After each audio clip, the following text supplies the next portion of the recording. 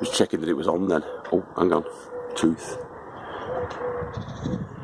Some rare footage this morning for you. Very early. 7:05 Sunday morning. After the England-Sweden game.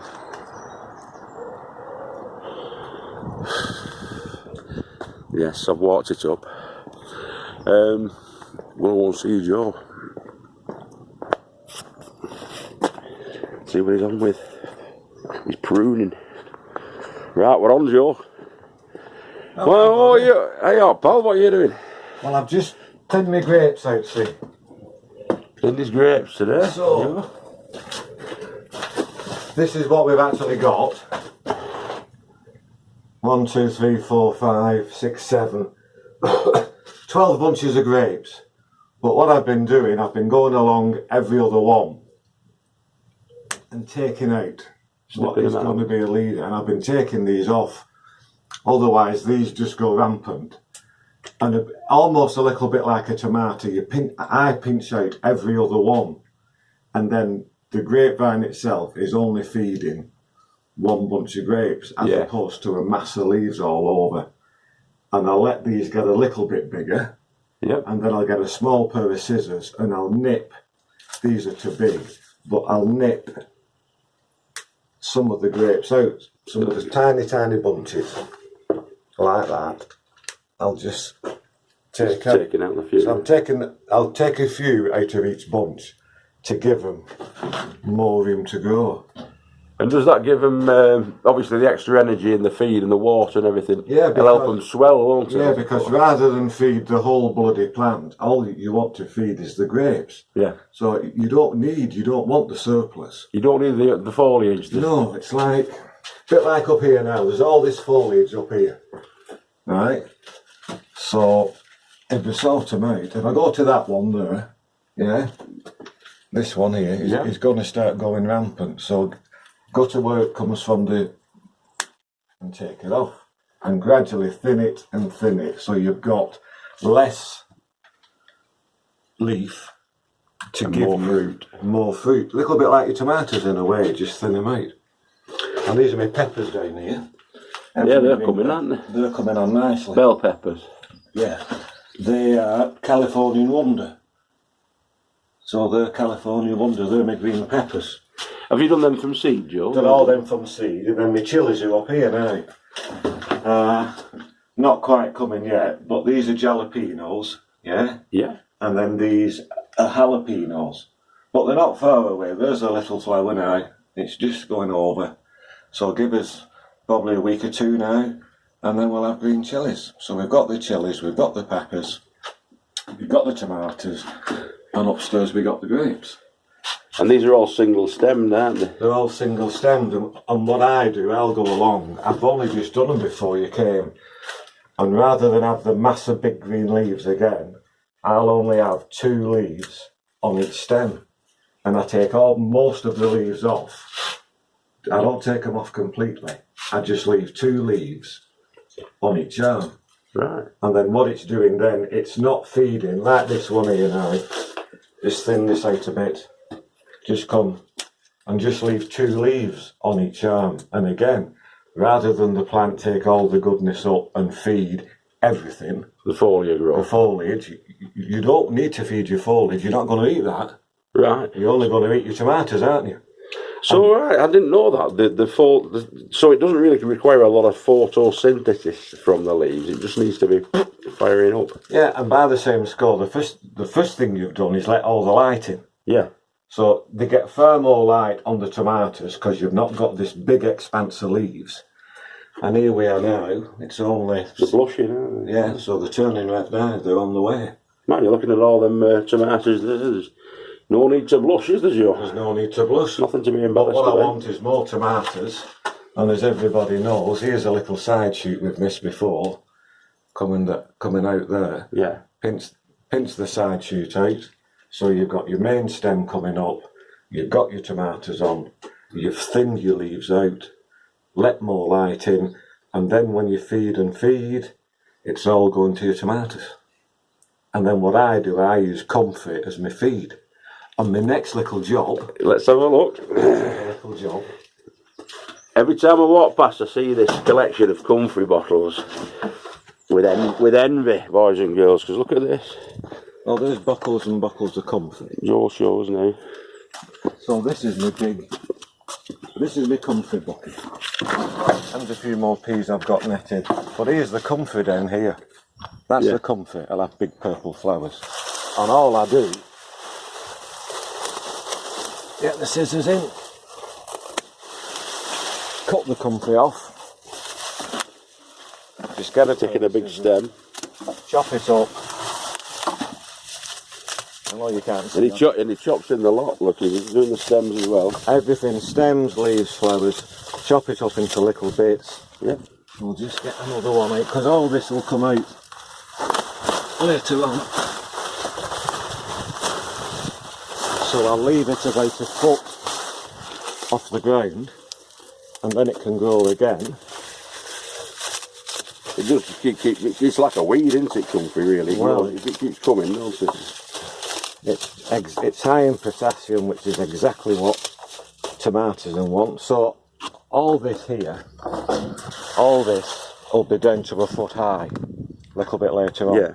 It all gets chopped up, it goes in the blue bucket, I put a brick on top, cover it with water, give it about 6 weeks, and it stinks to high hell. Yeah. So after about 6 weeks then, it all goes in the empty milk bottles. Yep. You smell that. Smell. Oh, it's a good job you've not got smelly vision. But if you had smelly vision, that is pure feed. And I can use that on virtually everything that I've got. It makes your eyes water, doesn't it? Yeah. Paul? See, I've got some, because I've not got the comfrey, I've got the rhubarb leaves in. Because I've been told the rhubarb leaves are quite good, and also stinging nettle leaves as well. Well, stinging nettles aren't bad. Beetroots, rhubarb's okay, but I think but that is just so highly concentrated. Yeah, you swear by that, don't you? And a couple of inches of that in a 5-gallon watering can, straight into my beds in my greenhouse here, and whoosh, up they go. So the concentration of that, would that be similar to the tomato rice and stuff, or would you put a little bit more of that in? That's stronger than Tomarite. Right. But what I would normally put in is like an inch of that in depth. Yeah. Yeah, probably about an inch into my 5-gallon watering can, into all my beds, and they swell up, stick the chests out, and they can draw up all the feed then, and everything can ripen off. That's it. But It's like Popeye with his spinach when you give it that. But then some red cabbage, I've only put these in. Little babies, these ones, isn't These are babies because I took my winter onions out last week. Yeah. Which are the Japanese one, the Sensai. They went in November. Are you drying them off anywhere now? We went off now. Here we are, the drying table. And there's all the winter onions. So they're all drying off now, while it's lovely and warm and sunny. Turning a nice goldy brown. When do you plant them in, Joe? Then went in September, October, late on. Yeah. So you just buy them as tiny little, like shallots. And they're going in autumn and over winter. Over winter. And then, so the idea with these and garlic that go in at the same time, it's just literally get your bed ready, push your thumb in, go a thumb deep, drop it in, forget about it then. And the idea being is then, even though it's short days, it's cold, it's dark, they just get the roots going. yep, Just the roots. Nothing's happening upstairs, it's all happening under the soil. seating themselves. So they start to get the roots growing, then we get the Worcester winter, and then they'll shut down, like the garlic will. The garlic gets its roots going, and then winter comes along really hard, and they'll shut down altogether. Yeah. But that's happened below ground level. But then come March, April, up come the little green shoots, because the roots are already there, established, it's starting to warm up, and they start sticking their heads up then. So that was just one small bag. Well, it's done them no harm, has it? Look, they're no not bad onions, though. So they're not bad onions. There's some crackers. Look at this one here. Yeah. Look at that one. Yeah. So they can't. A big boy. Now. And then they'll get strung up. Some will go in the polytunnel here, but the rest will go home in the garage, all tied up. And what with those onions and the onions here in the onion bed that is shortly due These are virtually ready now. Yeah, they're not too far away, are They're they? not too far away, but there's some good sized onions in there. What variety are them? Yeah. They're stir on. Stir on. Yeah, but I've had to keep watering these at least once a week. I think the ones, are they the ones that you gave us the surplus on? Because they've come on nice. Yeah. They've come on but nice. The thing with onions is they're relatively shallow rooted. Yeah. So in all this weather now, unless you water them, Yep. the ground goes bone dry, they think they're dying, and then they'll start to go to seed. So, and when they start to go to seed, you get the big pointy leaf like this, and you'll get a bulblet on it. That's what's happening with Chris. He's off across. He's getting some of them. But yeah, so there's all the onions. They'll be ready in the next, I don't know, 2-3 weeks. Because as you know, if you're a UK viewer, we've had a real heat wave this last probably 6 or 7 weeks. Yeah. And it's been good, but it's been bad at the same time because we've not had the water. That's the benefit. If you look at the sweet corn there, it's 6 foot tall. My God, look at that. And the benefit of that and the thickness of the stems is because it's been having some of the concentrated magic feed. That's been having the comfort. Yeah. In pretty big doses. The comfort of comfrey, it's been having that. So that sweet corn now is 6 foot high. In fact, you've got the best sweet corn on the site, Paul. Well, at the moment it's pretty good. Yeah. It is. Look at the lovely looking leaves on it as well. Well, that's called. This one I think is called mini pot. So it's just going to give us the small mini sweet corns as opposed to the big ones. Yeah. Well, that's the sweet corn standing as it is now. See, here are coming the what are going to be the flower, this head. Yeah. So once this now is just about to show. So once that's starting to come, the corn will start to come like side shoots, a little bit like on tomatoes. Yeah. They'll start coming out at the side, and once it's ready, then this will fertilise the sweet corn underneath, and away you go. It's wind pollinated, Wind isn't it? pollinated, all being well. So you just plant them in blocks. So there's 4 across there, and it's 6 deep. So there's only 24 sweet corn in there. Yeah. That's all there is. And here, see now, like I was saying, there's something coming there. There's the young sweet corn coming here. Yeah. There's another one about to start there. Yeah, that's it. That's where they're coming from. That's where they're coming from. So a little bit like Brussels sprouts, if you remember when we talked about the Brussels sprouts. They came in there and grew up. Well, it's almost like tomatoes. If that was a tomato, you would pinch the side shoot out. Otherwise, you would get another arm go. But it's not. That is going to be the sweet corn. And then up is the flower. When it's ready and time is right, the wind will shake it all. They'll fall down, pollinate your corn, and away you go. Yeah. It's sort of, yeah, the wind will just drop down and it'll spread to other plants, obviously, because it's the swirl of the wind. So they all pollinate each other because they're in that block. And as I said, there's only 24 there. And it's companion planting, if you see here, with the broad beans. But they haven't done as well this year. I only put 5 in because Marge and I are not overly keen on broad beans. Yeah. Other people's broad beans far better than mine, but these are struggling. But we've had enough to keep us ticking over. So, and as ever, boys and girls, you grow what you like to eat. Yeah, don't waste your time, your energy, your soil on stuff you're not going to eat. No. Because it's dead money, dead time, dead labour. Because you'll be growing it for somebody else to give it away to them. And well, it's nice to do that, but grow what you want to eat. What you want. That's the main thing. And you've got his leeks in here, quite a few leeks, a lot of leeks. Yeah, there's probably 50 leeks there now, but they can just come on slowly. But again, they need a water. But they're more deep rooted than. What's that one there? That's a pumpkin. That's a pumpkin. That's a pumpkin. But he's slowly spreading the word. He's on his way now. Yeah, he's spreading his wings, Luke. But if you stay there, I'll just show you what I do. Only because if you stay there, I'm just going to. I do like this idea of growing your fruit trees along there. What, the espalier? Yeah.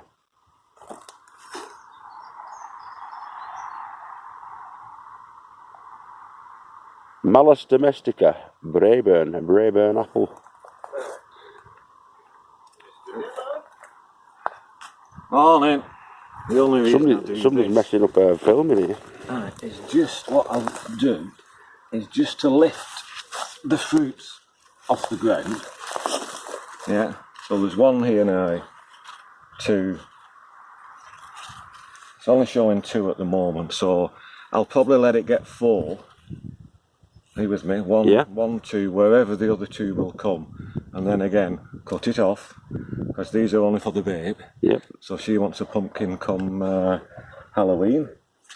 So she'll get pumpkins, but once I've got the 4 that I want, yeah, I'll cut it off. And because they now are just about to show, they'll start getting some of the magic comfy feed, which is rich, and that goes straight into the roots, and then again, it's just going to fill up the food.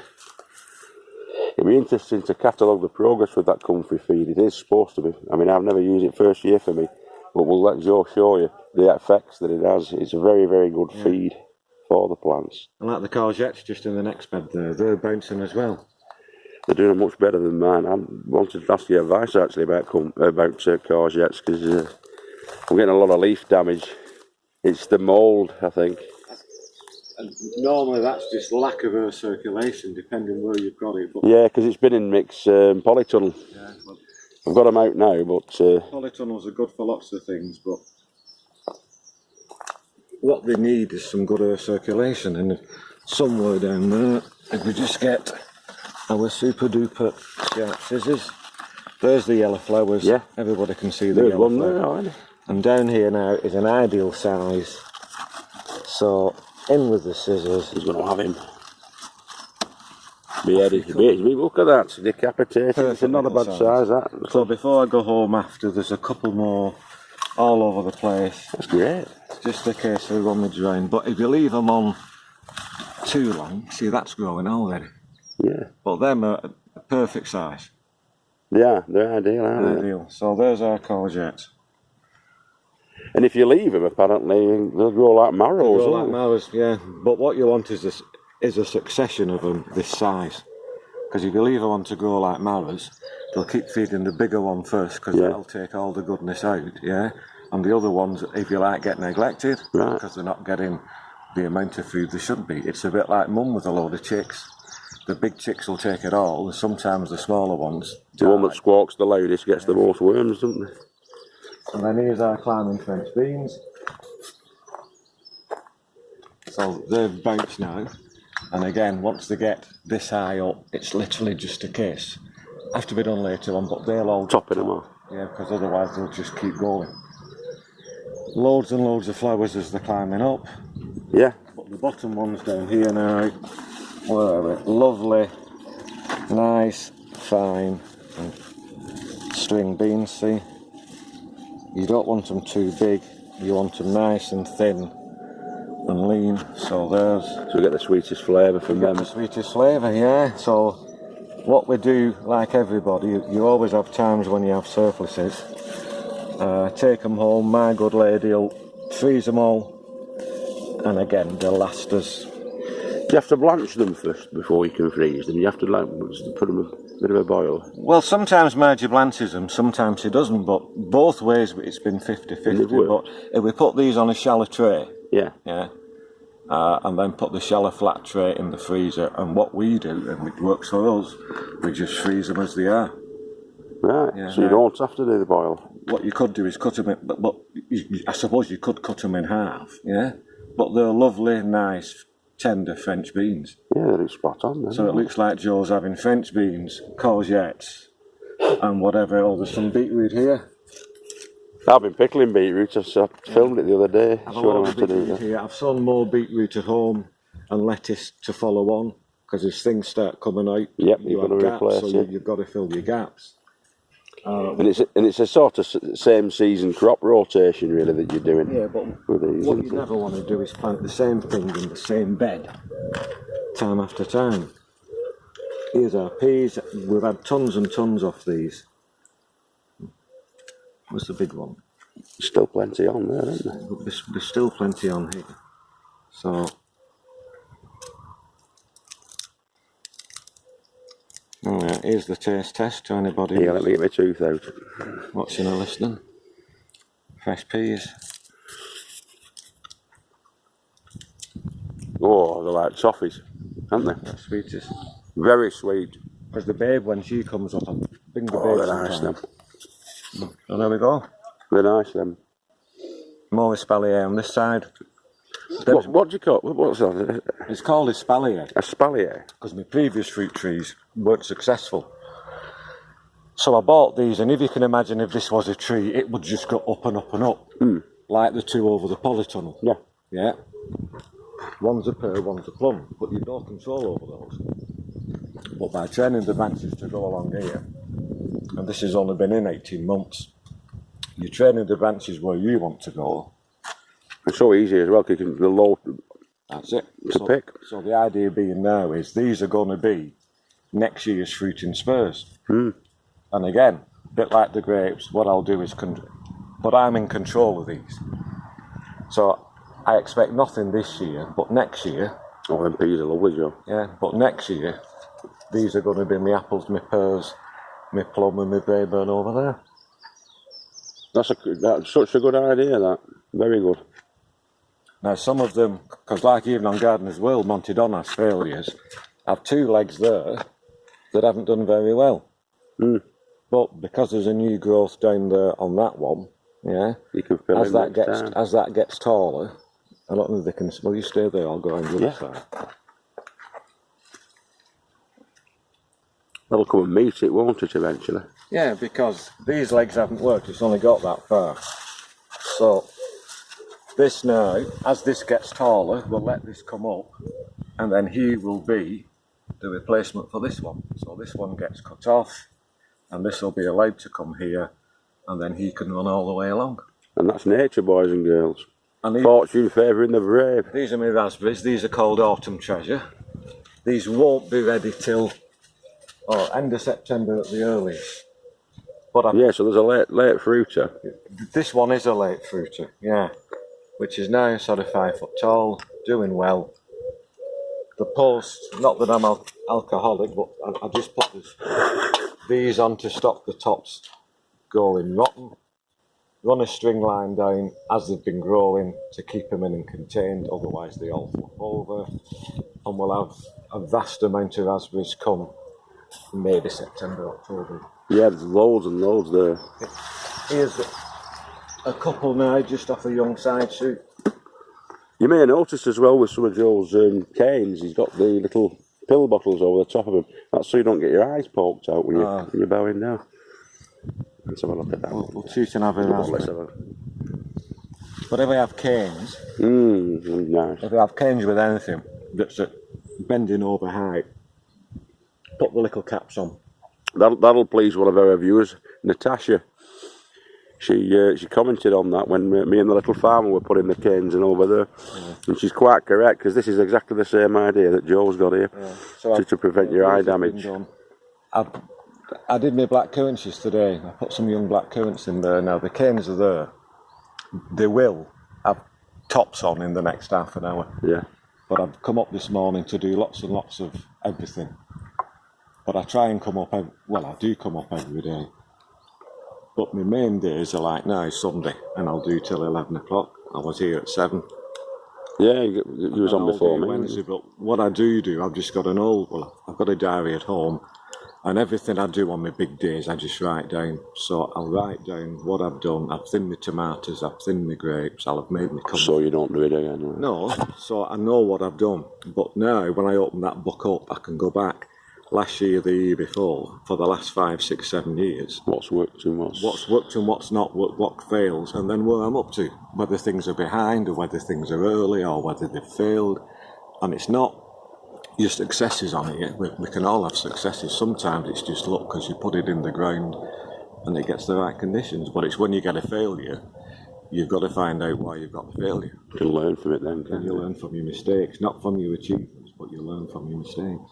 That's the whole idea of the little channel, really, because we've got to show everything. We show the successes, the failures, the victories, and the tragedies, what we get. But the idea is, if everybody shares the knowledge with everybody else, the old asses, guys like, not necessarily guys like me, because I'm not that old yet. Yeah, the wise old elf, though. But it's just a case of pass that knowledge on and share it round. So the little ones can carry on, which is what we want. That's what you want. You want the little ones carrying on with it. And, you know, as much as we can, as we've said before, as much as you can, grow yourself. And then when they threaten to starve you because of the fuel prices and all the rest of the carry on, then you can just give them the 2 fingers then, well, more or less we can be not self-sufficient in lots of things. The beans, the peas, the potatoes, we get all the cabbage, collard, broccoli, whatever. as much as I grow all the veg, I'm not overly keen on cabbage or broccoli, but Margie makes at home what we just call green soup. I have no idea what's in it. I go home full of bounty, put it down. So she makes green soup, and it'll obviously have cabbage, collard, broccoli, sprouts, whatever it is in it. Onions, whatever it might be, French beans, peas. So she makes it, blitzes it. It goes in like margarine tubs. Not do you any harm, that. Spare freezer in the garage. And just eat it. That's exactly right. That. But there is nothing better than picking something like those courgettes and those beans, going home, and half an hour later or in the evening, you have what you've pulled and you've grown it, you've eaten it, and you're tasting it. The maximum vitamins and minerals straight away, fresh. It's not come from Tesco. It's not been in a warehouse for however many days, weeks it's been before it's got to the shops. There's no mileage on it. I live a mile away. I pedalled up this morning. I'll cycle home after. It's all that. What's the word? Environmentally friendly. Yeah. No pesticides, herbicides, or insecticides needed. Nothing. No. And that is the another beauty of doing what we're doing is because you know exactly what's gone on it. You know it's not been interfered with, or if it has, you know that you've been the interferer, and you know what you've. But again, it's like potatoes. You can grow potatoes, and then you just might find you don't like them. But if you've made a note in your book or your diary or whatever of what the variety is, and you don't like Maris Piper, Maris Peer, King Edward, Charlotte, whatever it is. Charlotte are good. Yeah, well, but next year don't grow it. Try a different variety next year. But just keep, if people keep a basic little record. And then what I've done, I've just got an A4 sheet, divided in lots of little squares, because I've got 10 beds here. And in each square is what is growing. And then next year, I know what I grew here. But the raspberries are permanent, but the onions and all the rest can be moved around. And then I don't follow on. The following year with the same thing in the same bed. Doing the crop rotation. Because the pests and the viruses and diseases, they get used to it. If they know that it's not that intelligent, but if it can develop. It's a bit like clubroot. I would imagine we all have clubroot in the soil here, just because of the amount of use the allotments have been. But every time I've lifted a bed of potatoes, people go on about double digging, whether you should, but I'll lift my potatoes, leave the soil bare, then come September, October, I'll dig it all over, big pitchfork, so it's all like mountains and rough. Then I absolutely cover it with manure that I get from a guy over at Hay, and leave all my beds completely covered in manure all winter. So when you do it, late November, early December, you do that? Well, end of October, November, just when me and my mate Bill get the cars and the trailers out, and we can make as many trips as I need to get the compost, which is totally rotted down. It's not full of turds and straw and fresh, that's no good. So this stuff is crumbled, there's no smell to it. Cover all the beds over winter, it gets the rain, the cold, the frost, really works at it. The worms will drag the goodness down. In spring, then it all gets rake level, and it's ready then for going probably, probably April. But then wherever I'm going to regrow my brassicas, so there's some cabbage over there in that one by the shed. Yeah. Wherever those cabbage grow next year, when I plant it shan't be there. What I'll do, when I dig in a little hole, I put a teaspoon of lime in each hole where the plant's going, to keep away the clubroot, because what the clubroot does, as the plant is growing above the ground and the roots are growing below the ground, the clubroot will attach to the roots of the actual plant that's growing, your brassica, and it can look like ginger, big clumps of ginger, so you get big knots. Fattens and swells the roots. So your roots fatten and swell, because the clubroot's taking it from the root of the plants that's drawing up all the goodness. Sounds like varicose veins, doesn't it? Yeah, but then it's not going to your plant above the ground. And then it's just restricted the flow. People wonder why they're looking weak and they're yellow and they're going green. It's generally because you've got clubroot. But if you put lime in, which is what I always do when I do the brassicas, it helps to keep away the clubroot. And that is without fail, year after year. That's good. Because I've got garden lime there myself. Yeah. We all only have so many beds, so it's not as though you can put 2 beds to one side for 12 months or 2 years. you've got to try and rotate your stock. And This is looking great though. I've often commented on it. I like the setup. It really good long beds. He's mixing it up. There's different things in different areas. There's flowers mixed into it. Well, it's a good combination you've got. I think long here, beds are easy. It's not for me to criticise the way but you've a lot of small beds there, which is a lot of work. All my beds are 18 foot long and 4 foot wide. Yeah. If it needs netting, it gets netted. But then when it wants weeding, whatever it is, and I'm going along with my hoe, I've no more than 2 foot to go either side. That's right. So when I come up, I can do 3 beds probably in an hour, easy. So by coming up every morning, it's easy to keep on top and keep in control. That's what I've been thinking. To be honest, mate, I've been thinking about that this last couple of weeks. That I'm spending a bit too much time, but I'm getting established today. I don't know if you've noticed. I put the moot ones up at the top. They're long beds, like yeah. Well, there we go. To keep it a bit more manageable. Here endeth the lesson, because I'm now going to go to the tip. Here endeth the lesson of the wise old elf.